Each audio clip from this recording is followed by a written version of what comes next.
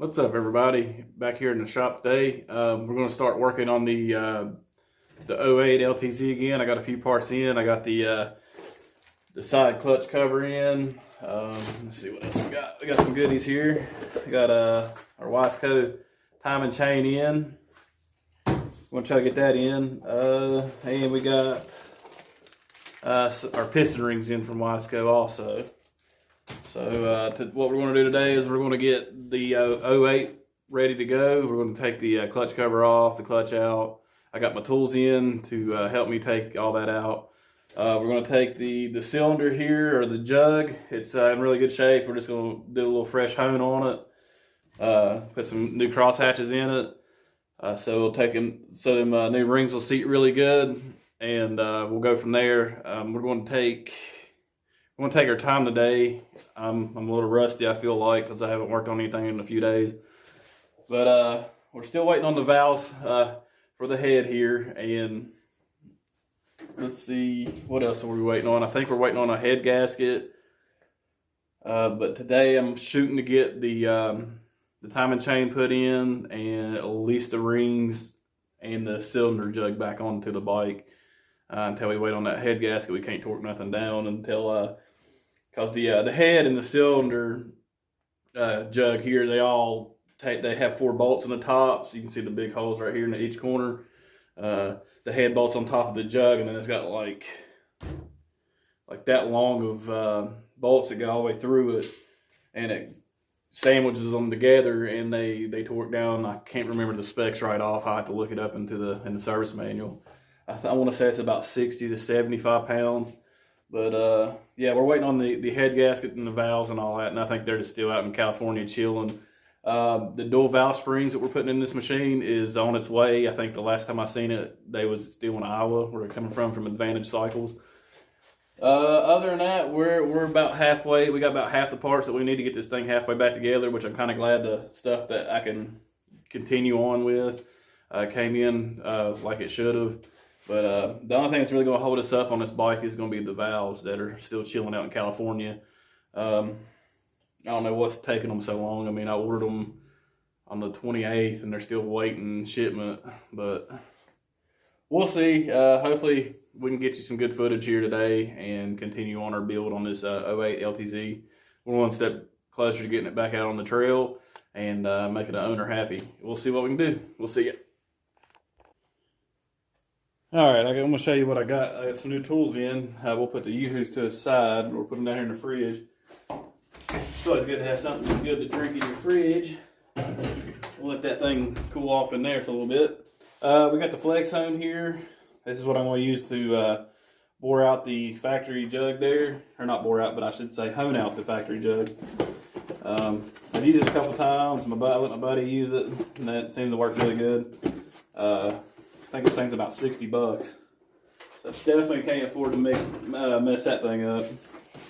And then, I didn't necessarily need this tool, but it makes it a lot easier to do. It's the Tusk clutch hub basket holder. You just put them in, and I ain't really used these before, but I'll figure it out here in a little bit when I get down to it. Got these from Rocky Mountain ATV. And if you ain't checked them out, they're a pretty good place to order parts from. Anyways, here in West Virginia where I live, because a lot of their stuff ships out of Kentucky. And, you know, it's like 2 days out from here. Like, I get it 2 days after order, so it's pretty sweet. And this right here is going to be the Tusk bearing remover set. It's like for like bearings, and, you know, you can use them in cases, and it's got the slot hammer and all. It's a pretty sweet tool set. Gotta have it. I'm going to use it when I go to split this case. That's the last tool I needed to be able to split a case and replace the bearings and put new fresh bearings in it. I may use the old case over there to put new bearings in it and just swap them out with the top end on my '03 LTZ, but I ain't made sure that's what I want to do yet. So that's going to be down the road. No rush in that now. I still gotta get this '08 finished, and then maybe I'll take that this spare motor I got over here and take it apart a few times and reassemble it and get used to doing the practice on it in case. Because I've never split a case before, but You know, there's a point in time where I never worked on a Fuller before either. Now here I am working on other people's stuff because they've heard good things. So that's always a positive when people give you a good word out on the street. I don't do this as a legit job. This is just more of a hobby. But people like to get good stuff done, and I believe in quality work. But we'll get started on this 08 over here. All right, what we're going to do here is get the brake lever out of the way. Let's see, I drop my wrench back here. I'm going to remove, I think it's a 10. Yeah. Get this bolt right here out.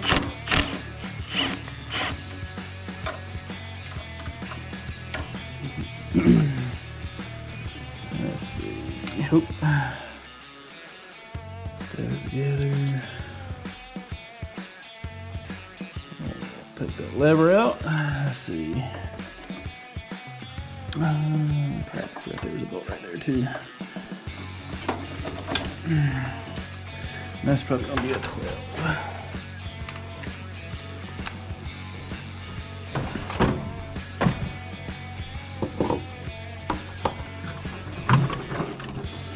Or 13.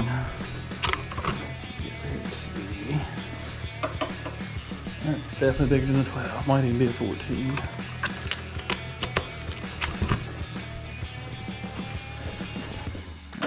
Yep, 13. Okay, let's get that.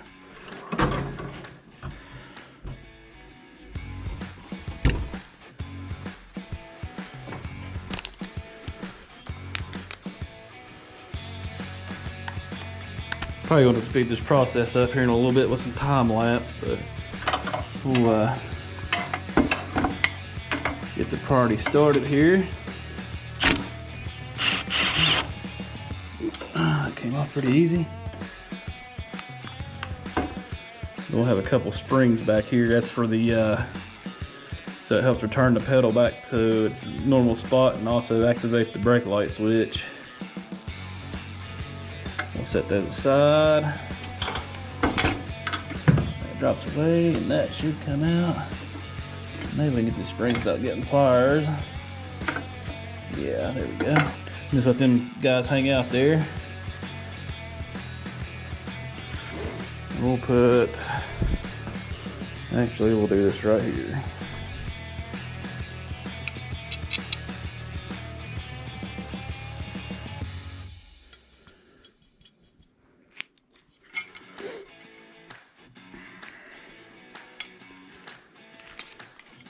That way we don't lose anything. Got all the parts we took off here in this little tote. A lot of them's in bags, labeled where they go. That stuff was greasy. All right, now if that's off, let's see what we got next here. Should be able to work around that exhaust pipe. Let's see. We've got the hose, and I need to take the filter out and drain it, so we'll keep this in here. I didn't want that to happen. So we need an 8mm. I don't know if I got an 8 in this drawer. Nope. We're gonna see if I can figure something out in this the old tool pile here. The messy drawer. Let's see,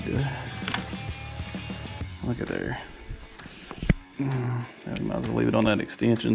Or no, we'll probably use a 6-inch extension. Give me some clearance to this drill.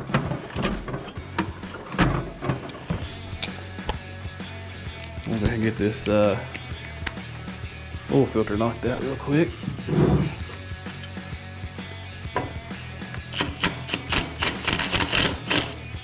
Break that paint loose from the bolts that they decided to paint.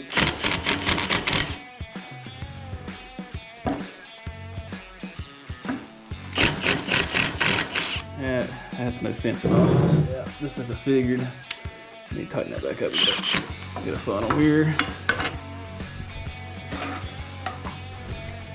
The way the skid plate is on this four-wheeler, I hate it because it comes out to the side like this right here.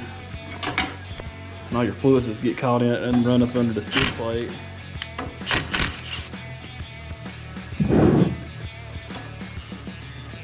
Let that drain for a minute. It's probably all been drained out into the skid plate. Probably got the funnel. That's alright. That's the perks of having an epoxy floor. It's easy to clean up. It shouldn't have much oil in it. We'll get to see what kind of condition this filter's in real quick.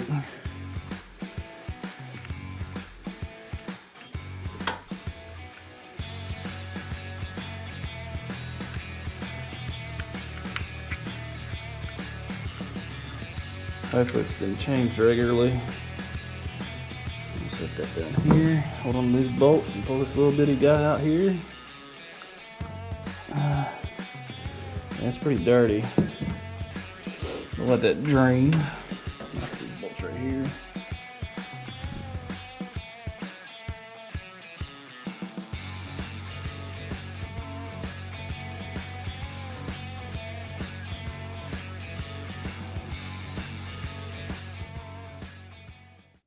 All right, we got the clutch cover off here, exposing the clutch and the cam and the crank gears here. I'll take out those 6 bolts there. That clutch basket should come out. We got to get that nut off right there. It's reverse thread. That's what's holding the timing chain in. And go from there. After we get that swapped out, it's a lot of work just to put a chain on, but we'll have to get that clutch basket out of the way. We'll take a look at his clutch condition of the clutch disc. They should be okay. They look fairly new, honestly. The bottom end of the case looks really clean from what I can see.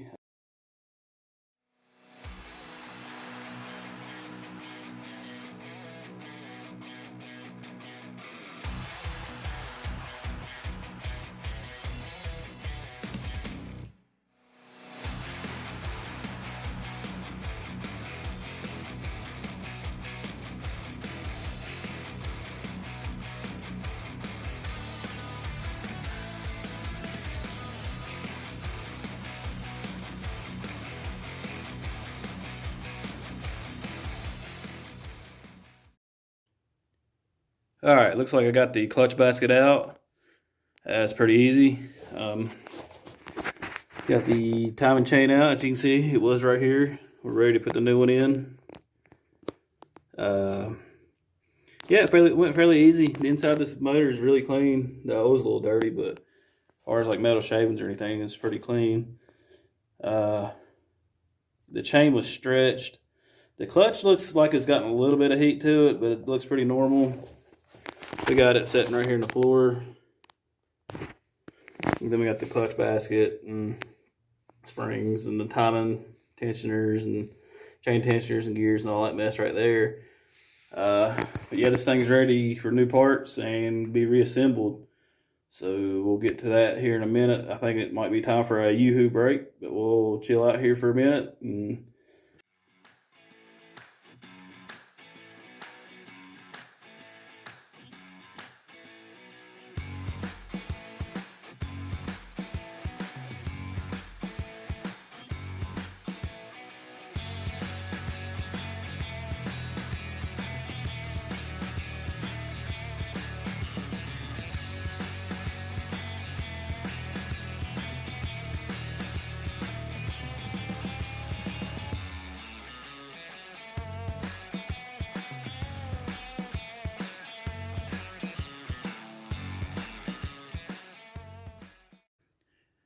Alright, I got the new timing chain put in. It's been a little booger to get in there. There's a Woodruff key that that lines everything up.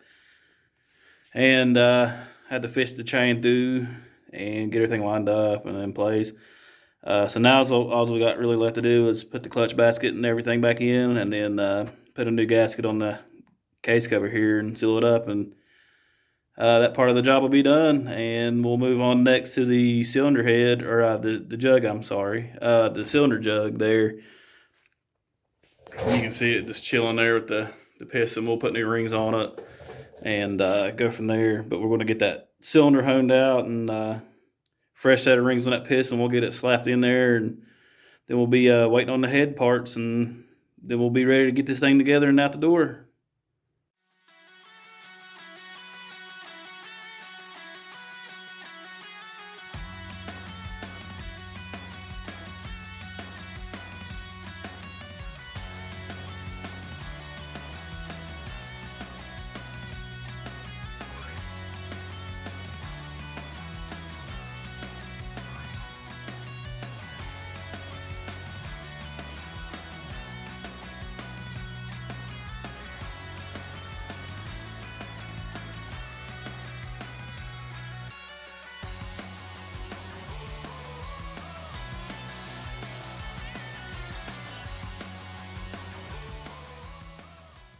Well, here's a little recap how the day went.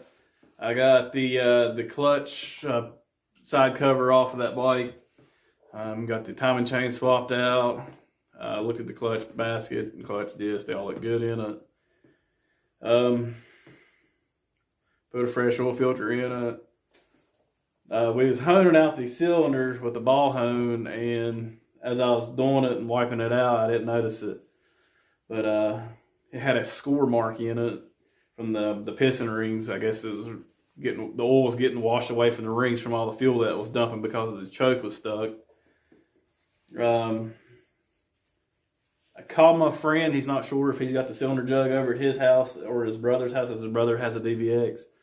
But I'm gonna call him later today and see see if he's got it still, and I'll just hone out my old jug and put it over on his, and see what we can do on that. Maybe he'll, we can find one online for $20, $30. These machines are real common, stock board. People seem to sell them pretty cheap. No big deal. It's just, it's part of owning a four-wheeler, one that you like to rip around on. Things wear out, parts get broke. It's just common. But we did a lot more progress than I thought I'd get done today. I got some things I got to do this evening, so I'm just going to go ahead and call it a quit, for now. Still waiting on parts to come in. Clean up my garage just a tad bit here. It's getting messy. Yeah, other than that, it's been pretty successful. Like every build we have little snags. But that's just what happens when you work on things. Things come up, and it's better to address them now than hope they put them back on and hope they work. So, like I said, I'm an honest person. I don't want to put something like that. I wouldn't put it on my machine. Some people maybe risk it, but that's just not me. But hopefully we can get it took care of and get him back down the road. I'd like to see this thing run. I kind of want to ride it, honestly, because I'm used to mine being a big bore, regular compression, and this one's stock board, high compression, hot cams and all that. So I've never rode one with all that, high compression and hot cams, but that thing's going to rip once it gets back together because it's going to be fresh. It's going to have new rings. It's going to have, it's going to have a fresh jug on it, which you should always freshen up when you put rings in it. It's going to have new valves in it, the Wasco valves.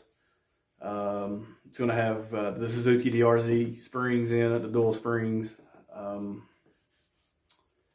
It's got the hot cams in it.